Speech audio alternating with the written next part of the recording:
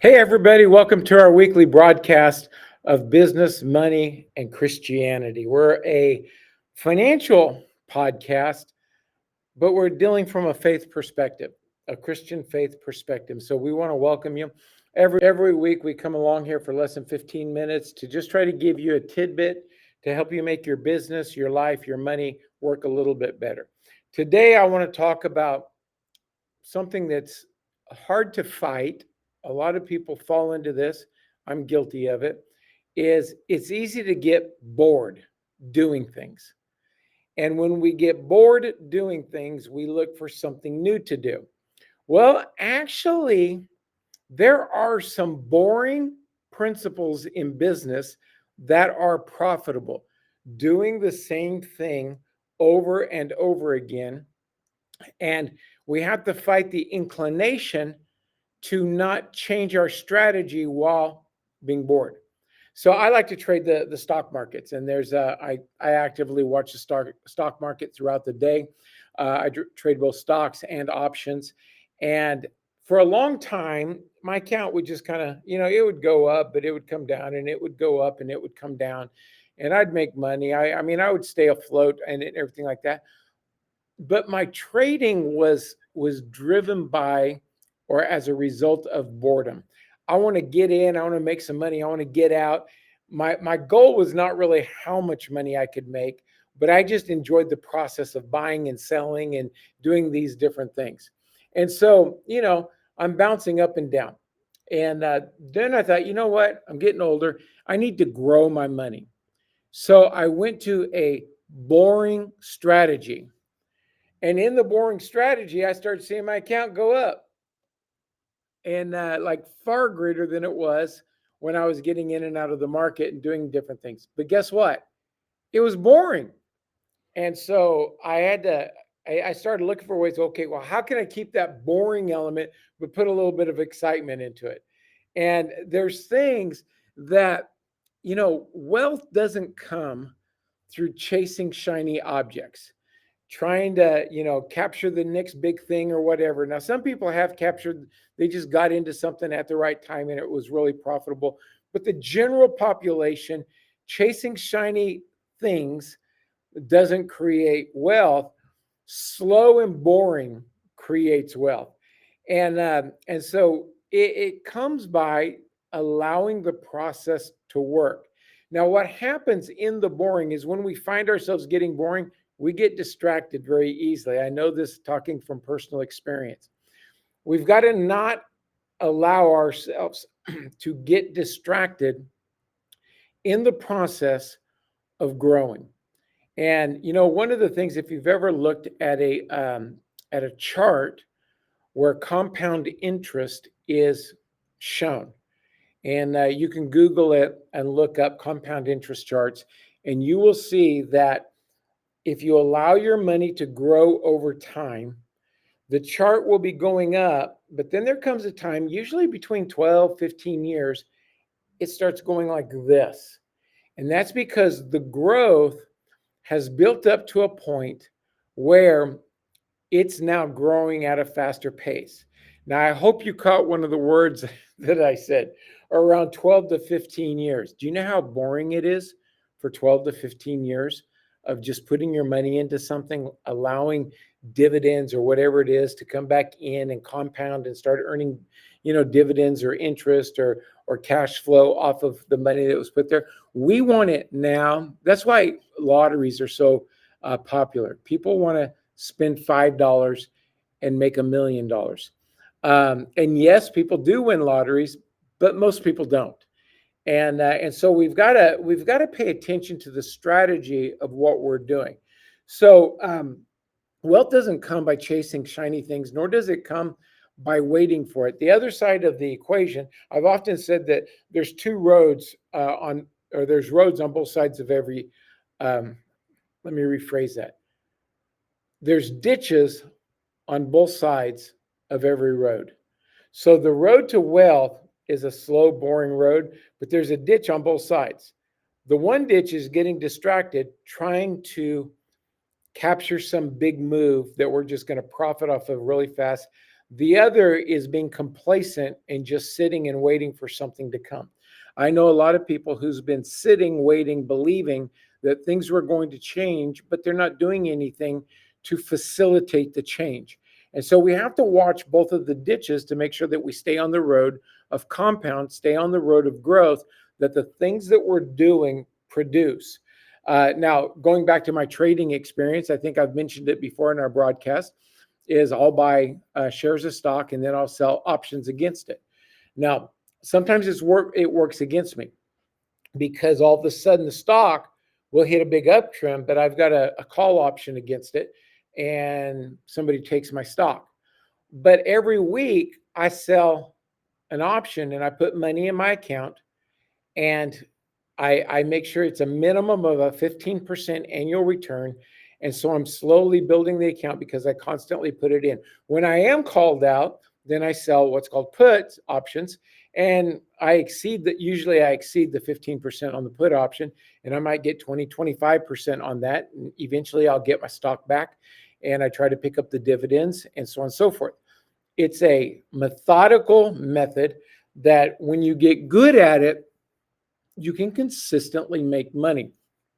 And so this comes down to mastering the boring, becoming good at something that continually pays. Now, it doesn't matter what goes on in the world when you're selling calls or selling puts, options, you sell them, you get money for it. It doesn't change. The dynamics of the market may change, whatever, but as long as you're selling them, you're pulling in cash flow. Now, I'm not advocating going into the market, nor am I advocating doing anything that you don't know how to do. What I'm talking about is mastering something that's boring. There's something probably in your life that every time you do it, it creates cash flow. But it's boring, it's not exciting, it's not the shiny thing.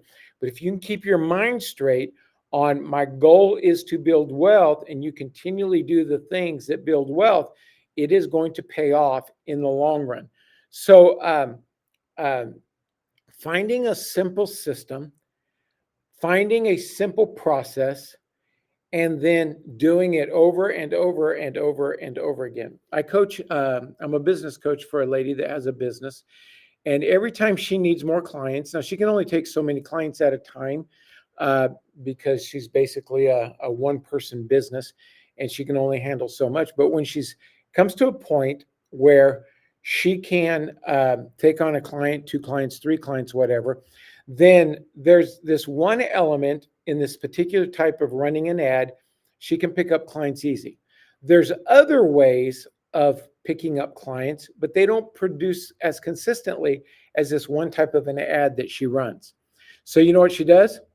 Every time she needs clients, she just runs the ad. It's the same ad, it's the same thing, but every time she does it, she gains 1, 2, 3 clients, and she's able to fill the spots that she has open. Now, as we said before, business, money, and Christianity. On what I talk about, I come from principles in the Word of God. And in the Word of God, the Bible talks a lot, especially in the book of Proverbs, about the diligent. When we're diligent almost denotes slow and boring.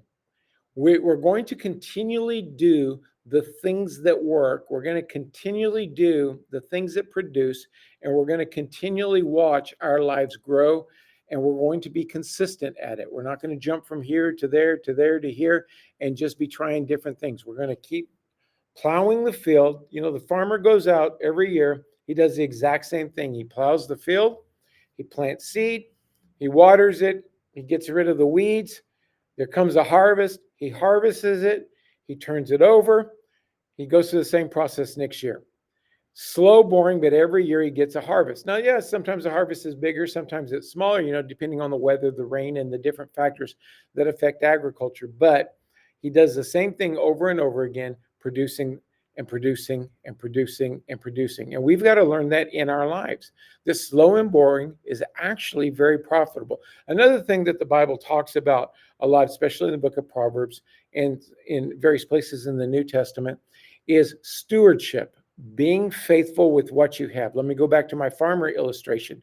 If if he's a farmer that farms corn and he has his corn seed, but he cooks it up every night for dinner and says, man, isn't this corn great? Let's put a bunch of butter on it and eat it, enjoy. By the time planting season comes, he's not going to have any seed. So stewardship is we manage what we have very wisely. We don't eat our investment to make things bigger. We don't live on and spend everything that we get. I was in a conversation just 2 days before this recording this video, and I was speaking of a person that I knew. They made a lot of money, and when they got to their older years, they had nothing because they always spent everything that they had. And their older years was a very sad condition because they couldn't do anything. They couldn't go anyplace. They couldn't live their life the way they wanted to live their life. Why? Because they ate their seed as they were able to produce a lot of money. And so we have to watch this, that not get excited. We get some extra money and we don't just go out and spend it. We're good stewards over everything. Yes, we enjoy our money. Yes, we enjoy our wealth. In fact, there was a story that real life story person. I know the person, and he's very affluent. He has a lot of money, and he needed, but he's old. He's like 90 years old, and he was trying to move this water heater, and he was trying to move it down some stairs, and he fell, and it just ripped up his arm, and he got hurt pretty severely. And the sad thing about it was, he had the money that he could have hired somebody to come over and do it, and it wouldn't have made any difference. Yes, we need to enjoy our wealth. Yes, we need to not do stupid things to try to save a little bit of money. Enjoy it, make our life easier, but be good stewards over it. This particular gentleman, he was a poor steward because he made a decision on saving some money, which he had excess in, and it injured him when he could have easily gotten somebody to do it for him. And yeah, it might have cost him a few dollars, but he had the dollars that he could do it. So being a good steward is paying attention to all areas of our life, the money that comes in, handling it properly, and even if it comes down to it, paying somebody else to do something that maybe we're not at the right age to do. So I want to encourage you on slow and boring. The bad thing about it is it's boring. Get over that part. What we're wanting to do in life is have enough that we can live off of it. I have a rental. I have a person that lives in it. They've been living in it for like 10 years. Once a month, I interact with them. They give me rent check. I go on my way, and I don't have to be concerned about it. Nothing is broken down in it for a long time because when they moved back in, it was totally rebuilt. And so right now I can say it's boring, but you know what? It's boring with a positive cash flow. And so I rejoice in that. And I want you to build some cash flow that flows in a boring method, that you just continue to allow something to work and it continues producing for you. Thank you for stopping by. Like, subscribe, make a comment on this, ask a question. We'll respond to you, but so that the algorithms, work properly in our favor. But I look forward to seeing you next week. You have a great weekend.